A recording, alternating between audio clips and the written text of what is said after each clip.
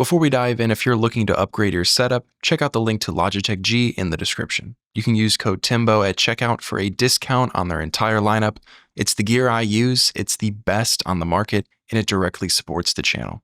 I appreciate the support, and now, let's talk about Highguard.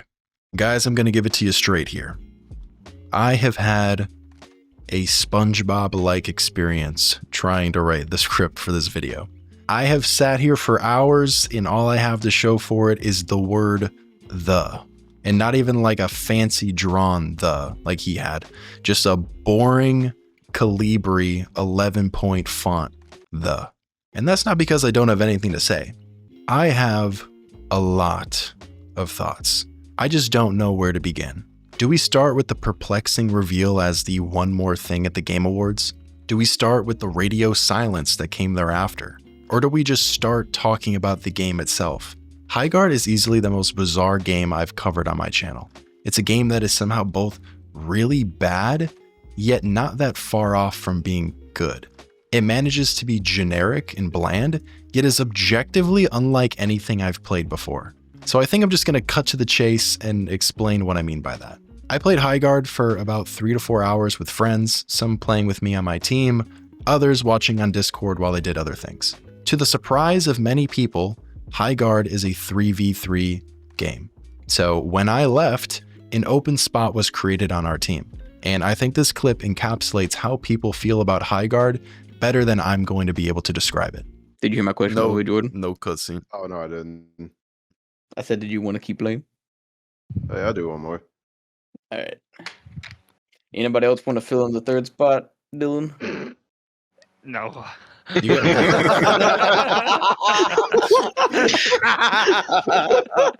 only other person that it probably could have been. All right, here we go. That's so good. Oh, man. For those that are unaware, what even is Highguard? Wildlight Entertainment, the developer of Highguard, which was formed from some ex-Respawn talent who worked on the likes of Titanfall and Apex Legends, describe Highguard as, quote, a PvP raid shooter where players will ride, fight, and raid as wardens, arcane gunslingers sent to fight for control of a mythical continent. If that sounds like a bunch of random keywords smushed together into one sentence, that's because that is exactly what Highguard is. The game is essentially an amalgamation, a Frankenstein monster of many of the other live service games you've played before. The shooting is exactly like Apex Legends. There are small tower defense mechanics where you reinforce walls like Siege. There are bomb detonating mechanics like Valorant or Counter-Strike. There are heroes with special abilities and ultimates like Overwatch. There's looting and resource gathering mechanics and giant maps you've seen in MOBAs. Highguard is all of this jammed together into one game in what I imagine was the aspiration to make something new. And you know what? They did make something new. Highguard can absolutely be described as unique, but the word unique is not a synonym of the word good. Highguard's matches consist of several steps. There are 6 players per match, split up into 2 teams of 3. Each team has a home base that they select. At the beginning of the match, you take some time to fortify your base, and after doing so have roughly a minute and a half or 2 to gather some resources. This can be done in one of 2 ways. You can either run around looking for chests, or you can harvest these blue crystals scattered around the map, bring them to a vendor, and then buy the resources from him. The resources mainly consist of ammunition for powerful weapons, stronger armor, stronger weapons, and methods to fortify or break defenses. Yeah, I'll take that. I'm gonna go back to bases to reinforce some more walls. I actually need to do the same. I didn't use my free reinforcements. The free reinforcements. All right, Tim. Once this section ends, an item known as the Shield Breaker spawns somewhere on the map. Your goal is to get the Shield Breaker and then use it to break the shield of the enemy's base. I'm sure you never could have guessed that. Oh, they didn't even pick up the shield breaker. They were probably. What was that you just said? I mean, at the point of speaking, they didn't pick it up. They wiped us and waited like quite a bit to pick it up. That's all I'm saying. After breaking the shield, the raid begins, during which your team has a certain amount of lives or attempts to detonate charges at one of these 3 sites. The amount you're able to get determines how much damage you do to the enemy base. Once this concludes, you go back to the looting phase, rinse and repeat until one base is destroyed. Now I'm going to admit, this does sound kind of cool, and I will give Highguard credit where it's due. Unlike a game such as Concord, it does try to do something different. Unfortunately, that will only get you so far. You may garner respect for trying something new, but you won't necessarily get players. Look at a game like Marvel Rivals. That game is unapologetically an Overwatch clone. It is less original than Concord, less original than Highguard. It is in so many ways corporate, an existing game blended with an existing IP, but it succeeded for several reasons. It instantly provided emotional investment by letting you play as characters you already know and love, and it specifically targeted the people who were angry with Overwatch 2, giving them back 6v6 and crazy powerful ultimates. I bring this up because I think a lot of people look at these failed live service games and just chalk it up to them being unoriginal. You can make something that's unoriginal but is still great, and you can make something that's super original but boring. To succeed in this modern, extremely oversaturated market, you either need to make something twice as good as the existing competition or something truly transformative. Highguard, to their credit, does go the transformative route, but their means of doing so is just taking little pieces from everything without ever trying to connect them in a meaningful way. It's like if we went to the buffet and I came back with a piece of pizza, jello, an egg roll, and mashed potatoes all jammed into a tortilla. All of those foods are fine on their own, and what I created was certainly unique, but they don't really go together. Meanwhile, someone who just picks up peanut butter, jelly, and bread winds up making something much more boring, but much better. Highguard's gameplay loop is a good idea, but it's executed poorly and not fully formed. Jordan, have you played yet? I did a match and I did the tutorial. Thoughts? It feels like it can't really commit to anything. It's basically what Noah said, yeah. Because like some of the stuff that it introduces is cool, but all of it doesn't mesh well together. Yeah. It's like it clashes instead of complements each other. What you up to, then? Playing some Arc Raiders. Got me a couple rounds of Highguard in. Just get my thoughts out. Are y'all playing that right now? Wet Yeah. that whistle? Yep. Yeah, got my whistle wetted, and it was all right. I've had better though. I've returned. Jordan's reaction. Yeah, I can tell. I would not like this game.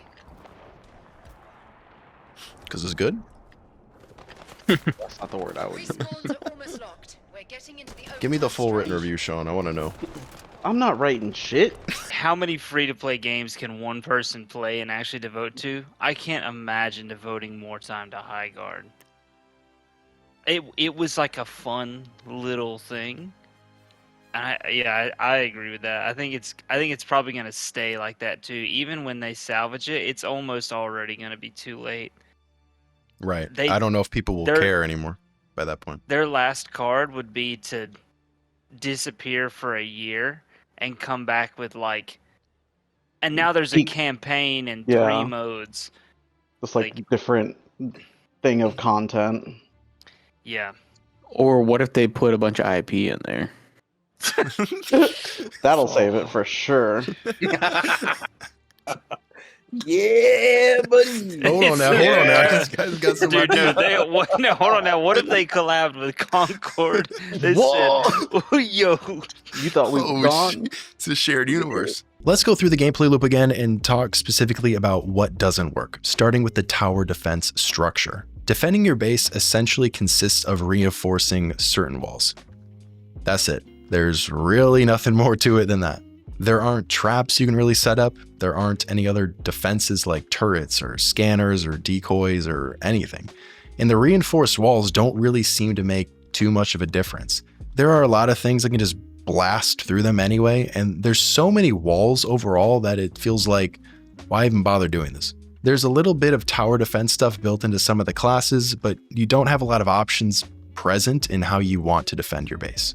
A lot of people online have an issue with the game being 3v3, and I think that is largely attributed to the next part of the game, that being the loot phase. Looting in this game doesn't work for a few reasons.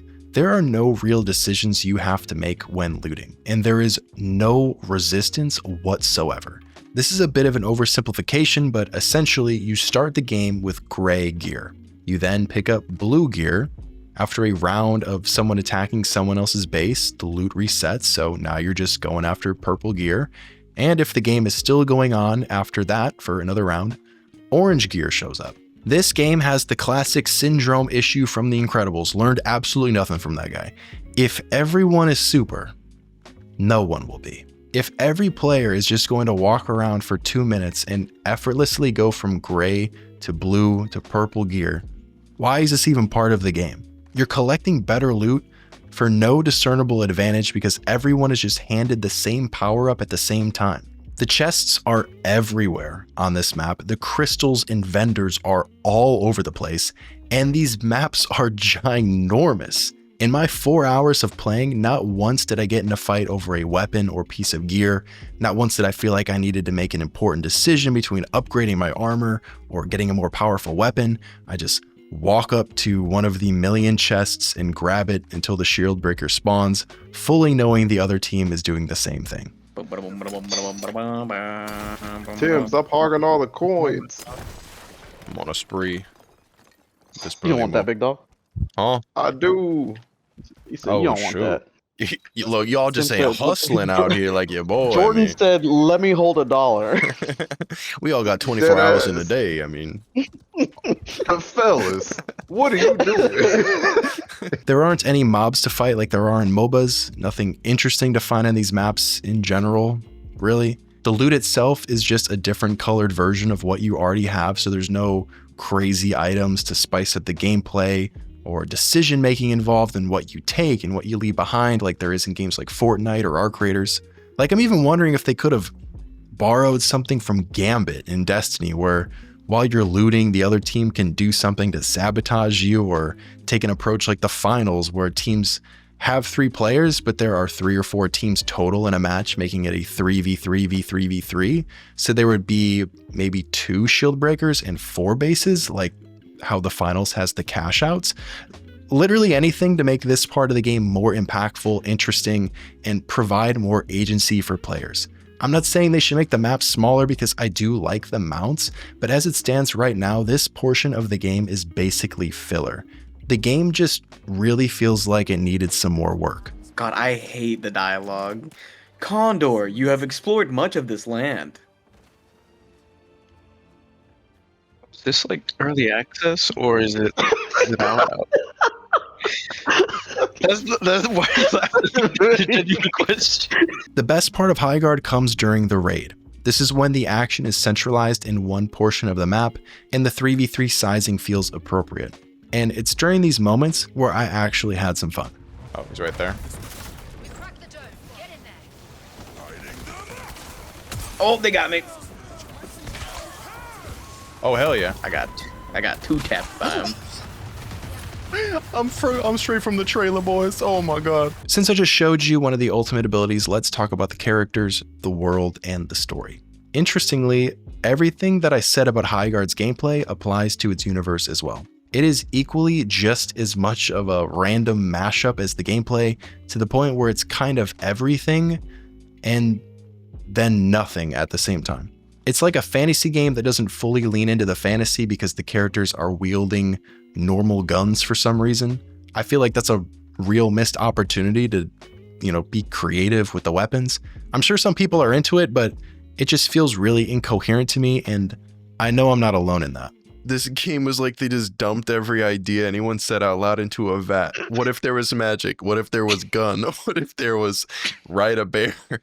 But again, it has the weird generic feeling about it at the same time. All of these characters are sort of archetypes and designs you've seen before. They sort of just feel like video game character, the game, the guy from the thing. And there's nothing in this game that makes an attempt for you to care about them or this world. You don't know anything about the continent or why they're fighting over these bases or why this world exists with guns and big animals and magic. And you may not personally think story matters in games like this, but it does. The game needs to have some sort of thing to get players to stick around for. Outside of great core gameplay, an interesting universe is absolutely one of those things that can get people to stick around. At least give players some context as to what's happening. The continent itself is referred to as nothing more than a mythical continent, lowercase, on their own website. They didn't even bother giving it a name. The free currency in this game is called Highguard Gold. They simply do not seem to care at all. Say what you want about Concord being Guardians of the Galaxy 5 years too late, but at least they knew a narrative foundation is important. Highguard doesn't even bother having a singular cutscene when you boot up the game for the first time. All these successful games have some semblance of story or lore or characters you care about. It doesn't even have to be a lot, but Arc Raiders, Apex, Fortnite, Valorant, they all have it. If they got me to really care about some of these characters or this world, I would potentially stick around or come back at some point in the future despite my grievances with the gameplay. At least some of the ultimate abilities are kind of cool, I guess. So embarrassing. Used my ultimate 3 times, didn't get a single kill with it.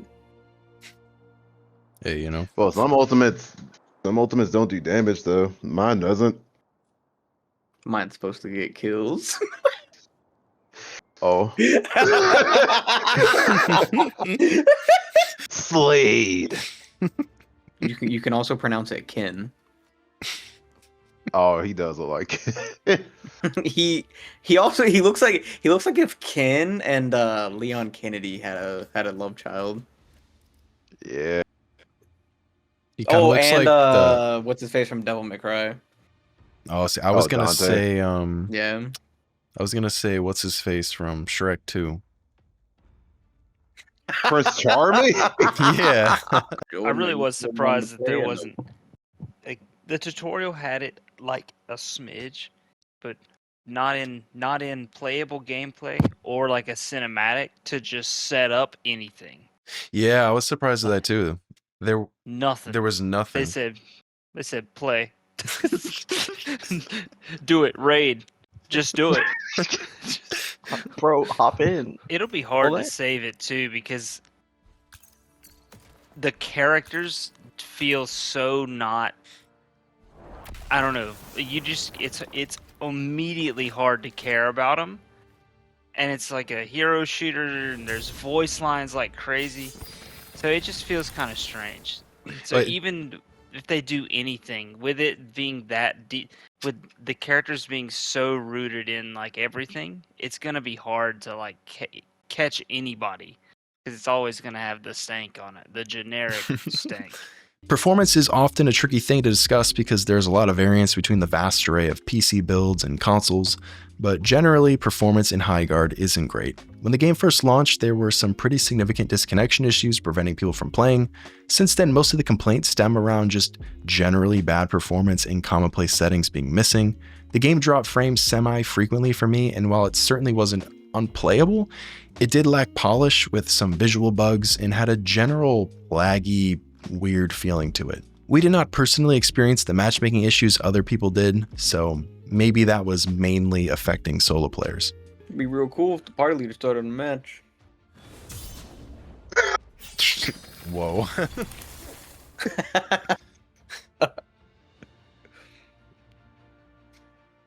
I Brother. did not expect for that timing when I hit Q, but it was pretty good. Brother started the match with his mind.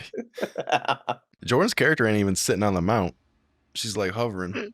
Yeah, she's hovering Like over. the mount is moving and she's just sitting still. Ladies and gentlemen, the time has come to talk about Geoff. Did he do this game dirty by placing it at the end of the Game Awards? I think there are two ways you can look at this. We have seen games with great marketing and tons of hype do poorly.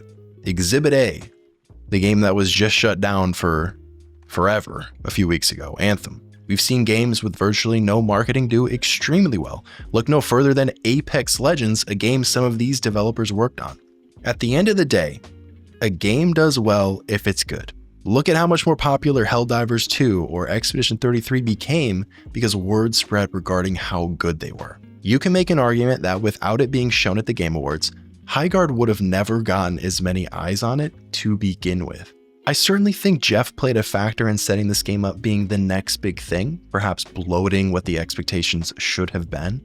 But at the same time, I do think if Highguard was a great game, that bad publicity wouldn't have mattered.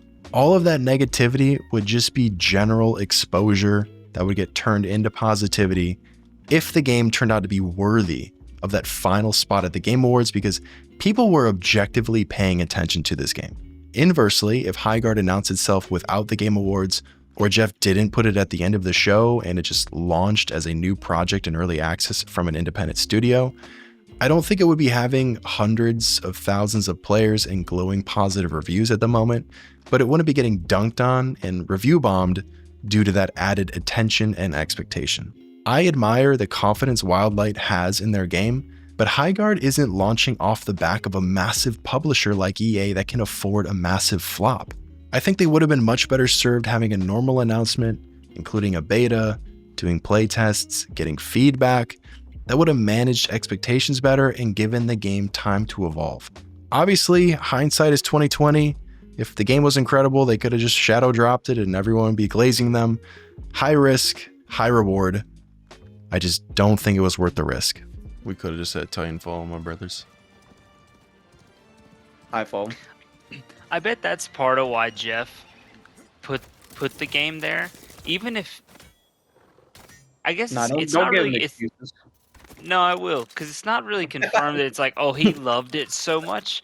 I bet part of it, his thinking was that knowing it's the ex-Titanfall devs who wanted to make their dream game and went on their own, that was probably more of it for him. Was like, okay, I want to do right by these people who are, this is going to be a legendary announcement. The Titanfall devs have made their next game.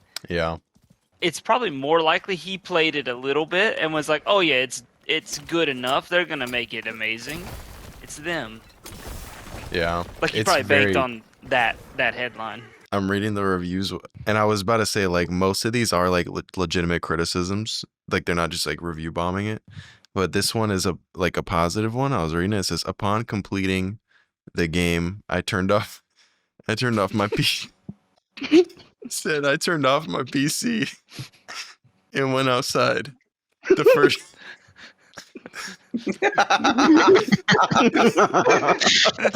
first time in 5 months. Thank you, Highguard.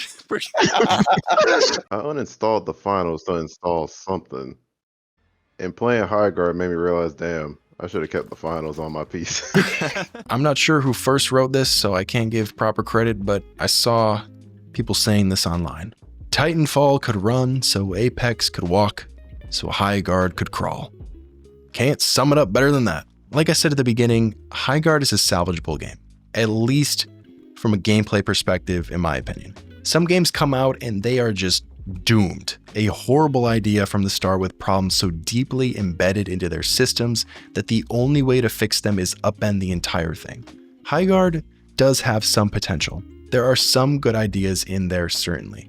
If they can make the gameplay loop fit better, add actual interesting story and characters, and improve the performance, it can become a good game. But I seriously question if at that point, anyone will still care. If this game was $40 like Concord, it would have done just as poorly. I really do believe that. The free-to-play model saved the player count, as it did see an initial spike from sheer morbid curiosity. There are absolutely going to be people that enjoy this game, but will they be enough? I never like seeing games fail. Games are extremely hard to make, and these are people's jobs, but it is what it is. That's the reality of the situation.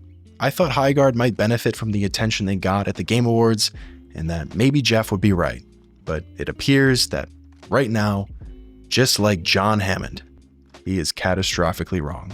Thank you to everyone for watching. If you enjoyed the video, let me know by dropping a like. If you're new here, make sure to subscribe. Let me know your thoughts on Highguard down in the comments below. Other videos will be appearing on your screen if you'd like to check them out.